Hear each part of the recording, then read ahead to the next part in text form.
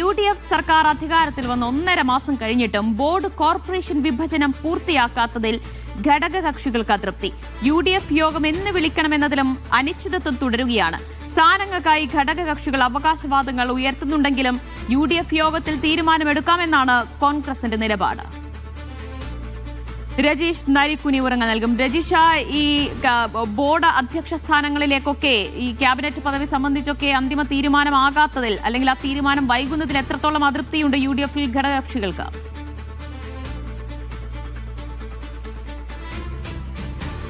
ദിവ്യ, 10 വർഷത്തിന് ശേഷം അധികാരം കിട്ടിയിട്ട് പോലും ഇപ്പൊ അധികാരത്തിൽ വന്ന് 1.5 മാസം കഴിഞ്ഞിട്ട് പോലും ബോർഡ് കോർപ്പറേഷൻ വിഭജനങ്ങൾ പൂർത്തിയാക്കാത്തതിൽ വലിയ അതൃപ്തി തന്നെയാണ് ഘടകകക്ഷികളുള്ളതെന്നാണ് ഏറ്റവും പ്രധാനപ്പെട്ട കാര്യം.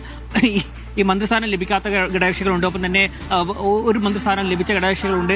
ഇവർക്കൊക്കെ തന്നെ ബോർഡ് കോർപ്പറേഷൻ സ്ഥാനങ്ങൾ നൽകാമെന്നായിരുന്നു നേരത്തെ പറഞ്ഞത്. പക്ഷേ അതൊന്നും ഇതുവരെ, ആ വിഭജനം ഇതുവരെ പൂർത്തിയാക്കുന്നതിലാണ് വലിയ രീതിയിൽ അതൃപ്തിയുള്ളത്. മാണി കാപ്പനടക്കം ഇതുമായി ബന്ധപ്പെട്ട് ക്യാബിനറ്റ് പദവി ചോദിച്ചിട്ടുണ്ട്. കൂടാതെ തന്നെ കേരള കോൺഗ്രസ് ക്യാബിനറ്റ് പദവി ചോദിച്ചിട്ടുണ്ട്. മുസ്ലിം ലീഗ് MK മുനീറിന് വേണ്ടി ക്യാബിനറ്റ് പദവി ചോദിച്ചിട്ടുണ്ട്. അത്തരത്തിൽ മുതിർന്ന നേതാക്കൾക്ക് വേണ്ടി ഘടകകക്ഷികൾ ഇത്തരത്തിൽ ക്യാബിനറ്റ് പദവി ചോദിക്കുന്നതടക്കം വലിയ രീതിയിൽ തീരുമാനമെടുക്കുന്നതിൽ ഒരു വൈകുന്ന ഒരു സാഹചര്യം തന്നെയാണ് കോൺഗ്രസിനും UDF-നകത്തും ഉള്ളതെന്നാണ് നമുക്ക് മനസ്സിലാക്കാൻ കഴിയുന്നത്. ഏറ്റവും ഒടുവിലായി ഇപ്പോൾ ഉഭയകക്ഷികൾ ചർച്ച നടത്തി അതിനുശേഷം UDF യോഗം വിളിക്കാമെന്ന കാര്യത്തിലേക്കാണ് കോൺഗ്രസിലെ കാര്യങ്ങൾ പോകുന്നതെന്നാണ് ഏറ്റവും ഒടുവിലായി നമുക്ക് ഇപ്പോൾ ലഭിക്കുന്ന വിവരമനുസരിച്ച്.